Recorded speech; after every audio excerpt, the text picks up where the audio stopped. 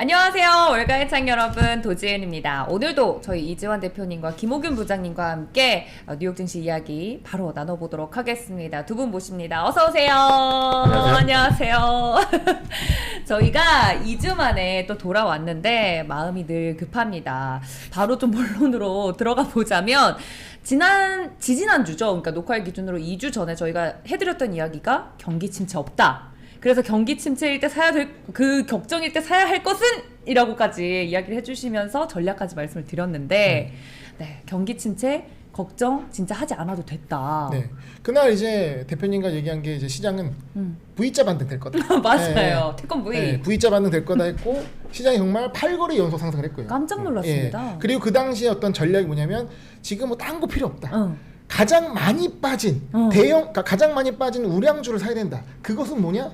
오늘 말씀드릴 그거를 말씀드렸는데 네. 그게 이제 레버리지 기준으로는 거의 80% 이상 상승을 깜짝 상황입니다. 놀랐습니다. 네. 2주 만에. 아니 제가 기억이 나는 게 그때 김호균 부장님이 이제 시계가 다시 거꾸로 돌아가야 한다. 우리가 생각했던 것보다 훨씬 더 시계를 뒤로 돌려서 그간 상승을 이끌어 왔던 많이 빠진 대형주들부터 봐야 하는데 그 선봉장에 서 있는 오늘 이야기를 나눌 그 주인공 봐야 한다고 분명히 콕 집어서 말씀드렸는데 그게 지금 타율 지금 100% 거의 뭐. 네. 아니, 그 도영커님이 모험생이에요. 네.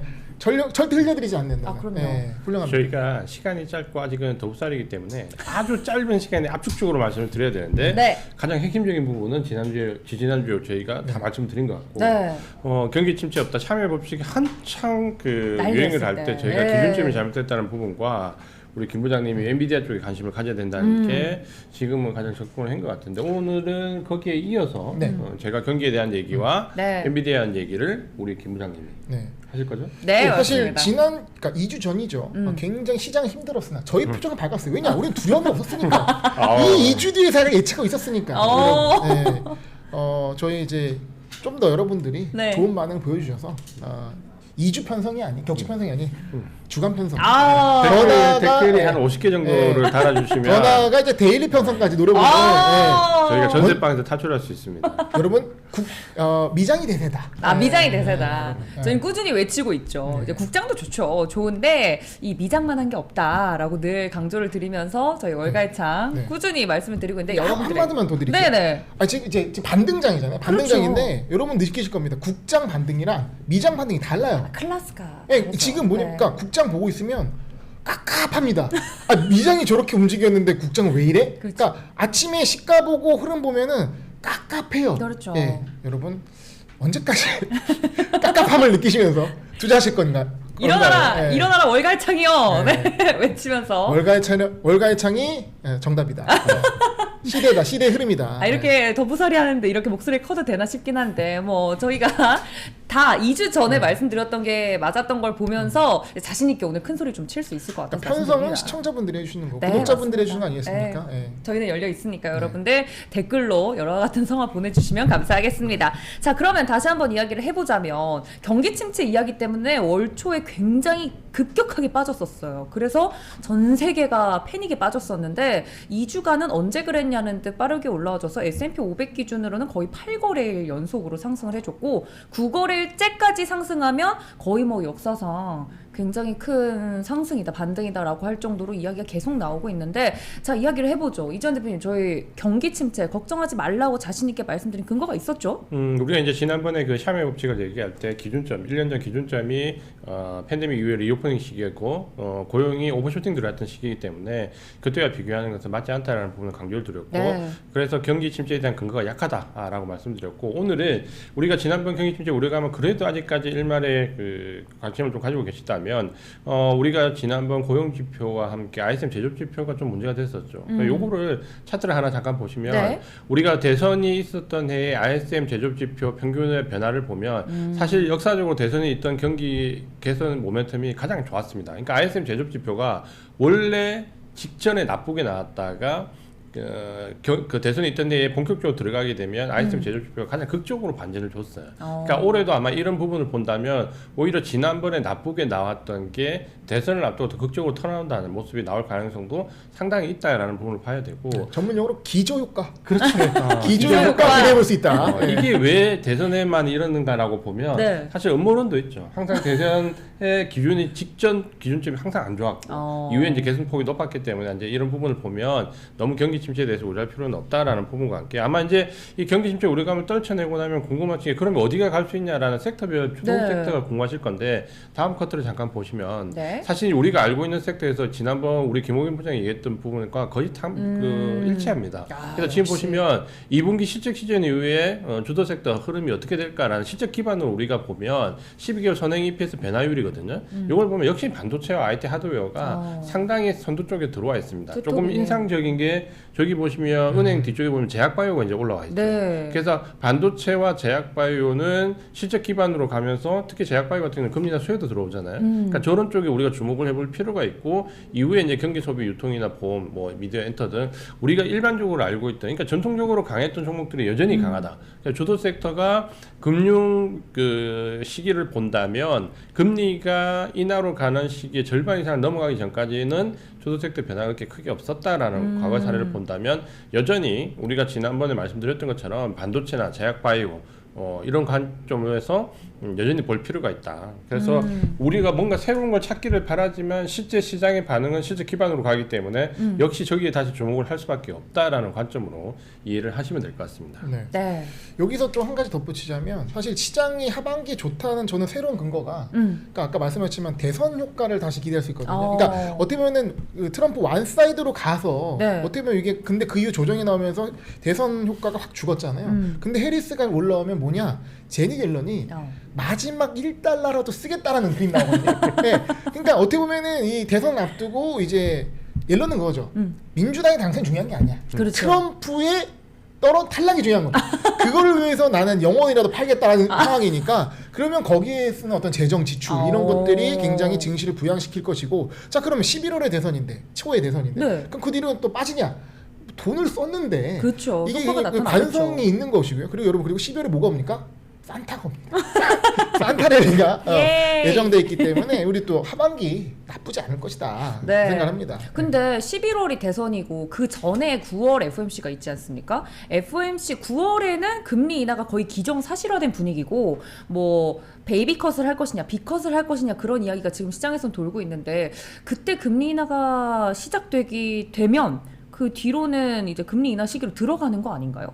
그렇죠. 금리 인하 시기로 들어가고 지금은 이제 25bp 인하는 어느 정도 시장이 받아들이고 있고 그거는 보면 이제 국채 금리 하락이나 달러의 약세를 보면 이미 이제 그게 반영이 많이 되고 있죠. 그리고 거기서 우리가 주목해야 될 부분은 장단기 금리 역전차가 그렇게 지금 좁혀지고 있죠.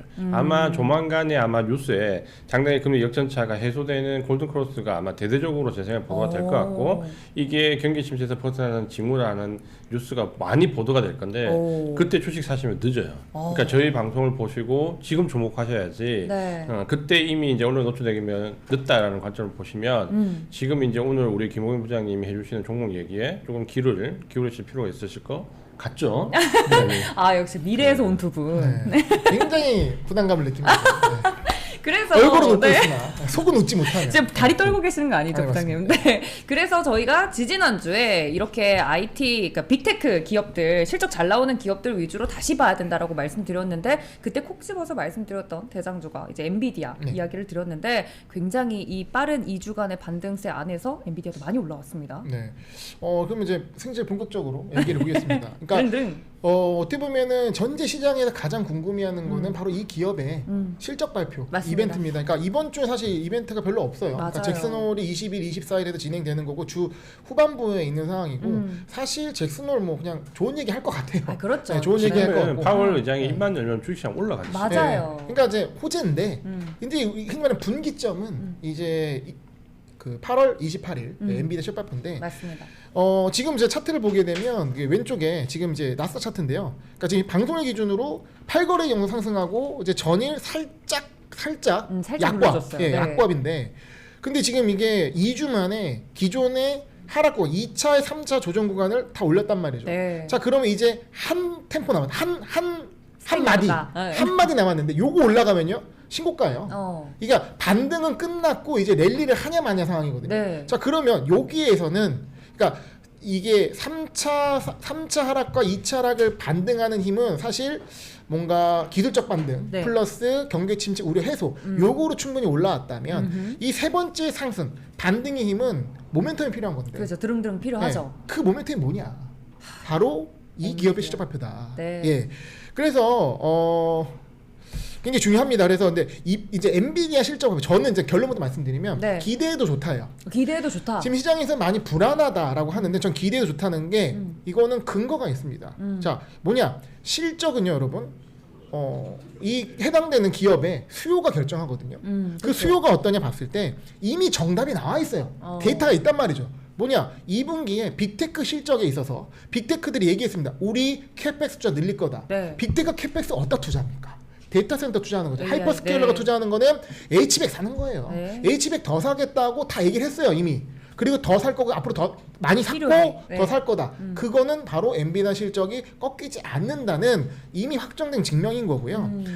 그럼 또 하나 말씀드리겠습니다. 근데 이게 만약에 수요가 있는데 공급이 원활하지 않으면 또 문제죠. 그쵸. 그러면 흔히 말하는 PQ가 안 맞는 거예요. 그러니까 P는 뭐 높더라도 Q가 안 맞는 거예요. 근데 Q가 문제가 안 되니까 즉 생산량이 문제가 차질이 안 된다는 건 저 엔비디아 H백 누가 만듭니까? 누가 만듭니까? 네, TSMC가 만들죠. 네. 네. TSMC가 이번 실적 발표 잘 나왔죠. 그리고 TSMC도 야 우리 지금 캐파가 딸려. 네. 캐펙스도 공격적으로 할 거야라고 발표를 했습니다. 근데 여기가 그치는 것이 아니라 TSMC는요 월별 매출까지 발표해요. 보통 분기별 실적뿐만 맞아요. 아니라 네. 여기는 너무 자신이 넘쳐가지고 월별 매출을 발표하는데 월별 매출이 안 꺾입니다. 네. 그리고 저는 가장 크리티컬한 부분 뭐냐? 네. 엔비디아 수요가 굉장히 좋다는 증명 중에 증명은 TSMC가 가격을 인상한다는 거예요. 엔비디아에 대한 이 수요가 원활하지 않고 그렇다면 TSMC가 가격 올릴 수 있겠습니까? 그러니까 경기 침체가 아니란 가장 큰 원인은 침체 캐펙스 조절 어떻게 합니까? 기업들이 미쳤어요. 그렇죠. 네, 표현이 과학한데 죄송합니다. 기업들은 굉장히 냉정합니다. 네. 근데 TSMC 입장에서 이거 가격을 올려도 된다. 올려야 한다라는 나온 건 뭐냐면 엔비디아 수요가 꺾이지 않는다는 증명이고요. 그게 저는 어떻게 보면 엔비디아 2분기 실적 여전히 기대할 가장 큰 원인이라고 생각합니다. 그리고 최근에 어떤 노이즈가 하나 있었어요. H백 다음에 나오는 블랙엘이 네. 생산 차질이 있다라고 나오는데 맞아요. 그것이 사실 뭐 약간의 카더라 느낌과 엔비디아의 적극적인 해석으로 인해서 불거진 부분인데 네. 이게 시간이 지날수록 그렇게 의뢰할 만한 상황이 아니다는 부분인 거고 아직 블랙엘 시대가 아닙니다. 현재는 H백 시대이기 때문에 그거에 대한 거는 문제가 전혀 없다라고 말씀드리겠고요. 자 그러면 2분기 실적 발표 이번에 우리 관전 포인트 발표 딱 났을 때 뭐부터 봐야 되냐 말씀드릴게요. 일단 지난 실적 발표 때 가장 중요했던 핵심은 뭐냐면 엔비디아 우리가 뭐 흔히 말하는 이제 그래픽 카드 만드는 회사라고 하지만 네. 지금은 지금은 매출의 거의 상당 부분은 데이터 센터 매출입니다. 이것만 보면 되는데 이게 YY 기준 427%가 증가했습니다. 여러분 얘기를 한 거고요. 그리고 시장이 가장 핫했던 이슈는 10분의 1 분할. 그러니까 $1,000가 넘었는데 네. 100달러가 넘어가는 거죠. 덕분에 저도 살 수 있었어요. 네, 그렇죠. 네. 아니 $1,000 넘어 살 수 있을 아, 겁니다. 네. 자, 근데 여기서 중요한 거는 또 오른쪽에 있는 장표가 뭐냐면 그 엔비디아 전략이 굉장히 공격적으로 바뀌었다는 거예요. 기존에 H백 그냥 GPU만 팔았던 거에서 아니야 우리는 여기에 라우터도 붙이고 그냥 통신망도 붙이고 다 해가지고 우리가 패키지 만들어 팔 거야. 네. 라고 하면서 그건 뭔 뜻이냐면 우리가 이익 다 먹을 거야 라는 얘기예요. 그러면 이 기업의 영업이익이 더 올라가겠죠. 그쵸. 그래서 영업이익이 계속 꾸준히 올라가는 거고 그걸 또 어디서 우리가 확인할 수 있냐. 여러분 우리가 지금 실적 발표가 너무 재미있는 게 다 나와 있어요. SMCI라는 슈퍼마이크로 컴퓨터가 서버를 만들어주는 거거든요. 그쵸. 그러니까 엔비디아 서버 만들어주면서 주가가 5배 급등한 회사인데 이 회사 실적 발표가 나왔는데 매출은요 올랐고요. EPS가 떨어졌어요. 그 얘기는 뭐냐? 이익의 질이 줄어들고 있다는 거예요. 그 이익의 질이 어디로 가느냐? 엔비디아로 간다는 거죠. 왜냐? 엔비디아가 패키지로 하니까 그쵸. 흔히 말하는 SMC가 먹을 게 없어지는 거야. 매출은 늘지만. 그쵸. 그것이 굉장히 중요한 포인트다. 그러면 엔비디아는 나쁘지 않다. 그리고 엔비디아가 지난번 실적 발표와 이번 실적 발표 사이에 이벤트가 있었는데 말이 좀 빨라지네요. 천천히. 컴퓨텍스 2024. 이거 대만에서 있었던 이벤트인데 그쵸. 여기서 또 발표를 하면서 주가가 또 급등을 했었거든요. 이게 뭐였냐? 지금 블랙에를 지난 실적 발표 때 굉장히 강조를 했는데 야 블랙에 정말 기대된다 했는데 여러분 이게 끝이 아닙니다. 우리 이제 루빈이란 것도 만들어요. 근데 그 루빈 사이에 블랙 울트라만 넣고요. 루빈 다음에 루빈 울트라 넣습니다. 네. 퐁당 1년마다 업그레이드 됩니다, 여러분. 그러니까 이 4년짜리 프로젝트를 발표한 거야. 이야. 그러니까 어떻게 보면 시장에서는 야 엔비디아 이거 쉽게 꺾이지 않겠네 네. 라는 모멘텀을 준 거고 그것이 바뀌었냐? 아니에요. 그 로드맵 따라 가고 있다는 거예요. 그래서 이거에 대한 기대감이 있는 거고 자 그러면 뭐가 중요하냐? 제일 중요한 거 매출 아닙니다. 매출 뭐 예상치 상회할 거예요. 네. 제일 당연히 중요한 오르겠죠. 거 네. 영업이익률입니다. 영업이익. 마진율. 예. 엔비디아가 수요 견조하면서 매출 기대를 유지하는데 관건은 마진율이다. 그러니까 지난 마진율이 78%가 나왔어요. 네. 예. 78%는 뭔 의미냐면 네. 독점 기업이라는 얘기예요. 혼자서 다 하고 있다. AMD, 인텔 다 있어도 현재는 엔비디아의 독점이라는 것은 마진율을 표현이 돼요. 근데 마진율이 점점 높아지고 있죠. 그러니까 엔비디아에 있어서 주가 부담스럽다는 건 많이 올랐기 때문인데 근데 미국은요, 여러분. 이 마진율에 미칩니다. 테슬라가 주가가 화성으로 쐈을 때 그때 테슬라가 매출 규모는 어떤 다른 이제 자동차 메이커에 크지 않았지만 영업이익률이 미쳤기 때문에 다른 기업과 넘사벽의 영업이익률이 있었기 때문에 주가가 올라갔던 거거든요. 엔비디아는 매출도 굉장히 크지만 영업이익률이 미쳤다. 예. 근데 이게 꺾이지 않는다면 70% 이상을 유지한다면 주가는 더 갈 수 있다. 그러니까 즉 이번에 매출보다도 영업이익률이 지난 분기보다 높아지는지 혹은 유지하는지가 중요한 거고 근데 여러분 엔비디아에 있어서 영업이익률이 좀 둔화된다? 그러면 우리가 좀 위험 신호로 봐야 된다는 거죠. 조심해야 될 부분이 저도 김 부장님 의견처럼 다 이렇게 좋을 거라고 보는데 우리가 눈높이는 좀 낮춰야 됩니다. 그러니까 이제는 우리가 곱하기 4거든요. 그러니까 블랙웰이 나오고 HBX, 블랙웰, 루빈 이렇게 가면 양쪽으로 곱하기 4, 금액으로 곱하기 4입니다. 그러니까 그때는 이제 곱하기 4가 폭발적으로 가는 시기인데 지금은 이제 눈높이가 조금 낮춰지는 시기는 왔기 때문에 저도 실제로 굉장히 좋을 것 같은데 예전처럼 이제 아주 이렇게 너무 드라마틱하게 생각하시기보다는 좀 현실적인 눈높이에서 보시면 충분히 저도 주가 상승이 여러 건 더 있다 이렇게 보고 있습니다. 네, 그 얘기를 지금 이제 드리려고 하는데 네. 문제가 있죠. 문제가 있습니다. 네. 다 매력적인데. 좋은데, 실적 네. 잘 나올 건데 네. 문제가 있습니다. 반등을 너무 세게 했어요. 이번에. 네. 그러니까 조정이 굉장히 강하게 왔거든요, 여러분. 네. 그래서 이제 사려고 하셨던 네. 분들은 한 바구니 짚고 저희가 계셨을 2주 전에 거예요. 얘기했잖아요. 네. 엔비디아 지금이 진짜 네. 빅찬스다 네. 말씀드렸는데 사실 그러니까 기준은 이거였어요. 100달러 깨지면 사자예요. 네. 네, 엔비디아가 10분의 1 분할했는데 100달러 깨지면 사야지 않겠습니까? 라는 거였는데 깼었죠. 100달러가 깨졌었거든요. 네. 깨졌었고 사실 그때가 사실 매수 포인트였는데 지금은 반등을 반도체가 올라는 사실 반도체는 엔비디아가 올라간 거예요. 그렇죠. 엔비디아가 너무 엄청 많이 올라갔고 이게 또 그 차트 보시면 아시겠지만 또 예, 거의 라인이 거의 다 왔단 말이에요. 근데 여기서 실적 발표가 나왔을 때 과연 또 얼마나 더 가느냐라는 부분이 좀 뭔가 좀 깨름직하는 거죠. 그러니까 엔비디아를 보유하신 분들은 어떤 팔 필요는 없는 상황이지만 네. 지금 들어가기에는 타이밍적으로 좀 늦을 수 있다. 위험하다. 네. 그러니까 이런 거는 좀 고민하셔야 될까. 그렇죠. 좋은데 가격이 싸냐 이건 다른 문제라는 거죠. 그렇죠. 예, 그러면서 우리가 지금 현재 배우는 교훈은 뭐냐면 엔비디아 같은 1등주도 기회는 항상 있었어요. 하지만 찰나의 기회다. 그러니까 이거는 미리 준비를 하고 마음을 먹고 그렇죠. 들어간다 이러고 있어야. 너무 조급하게 야 엔비디아 다 샀는데 포모아서 사라는 게 아니라 정말 이렇게 좋은 기업도 시장에 한번 휘청거릴 때 정말 매력적인 가격으로 100달러 깨진 그 구간이 나올 수 있는데 그거를 기다리면 포착하면 되잖아요. 그렇죠. 근데 또 막상 그때 되면 못 사. 그러니까 여러분 우리 서학기미 중에 놀리시는 거예요? 아니, 현실이에요. 서학기미 중에 엔비디아를 가진 분들이 얼마나 있겠어요. 네. 그러니까 사실 엔비디아를 갖고 있는 분들은 걱정이 없어. 왜냐면 이미 5배 났으니까. 그렇죠. 예, 이미 예를 들어 이제 예전에 500달러 기준으로 500달러 언더에 사신 분들은 이미 1000달러 넘으면서 2배 났고 그리고 추가적으로도 올랐기 때문에 이미 여유가 있기 때문에 빠져도 괜찮아 그냥 갖고 갈 수 있어요. 근데 새로 들어가신 분들이나 없는 분들 같은 경우는 사실 이번 조정장이 정말 절호의 기회였는데 놓쳤다는 거죠. 네. 놓쳤기 때문에 우리는 이런 두 번의 실수를 2번 반복하면 안 된다. 놓치신 분들의 경우는 그리고 이거를 너무 조급하게 들어가서도 안 된다. 제가 오늘 말씀드리는 거는 엔비디아 실적 좀 괜찮을 것 같습니다 라는 얘기와 함께 우리가 기회가 있을 때 놓치면 안 됩니다 라는 얘기를 좀 같이 드리고 싶습니다. 정말 절호의 찬스였는데 그걸 2주 전에 저희는 말씀을 드렸었다는 점. 네. 근데 이게 방송이 실시간이 아니라는 점. 네.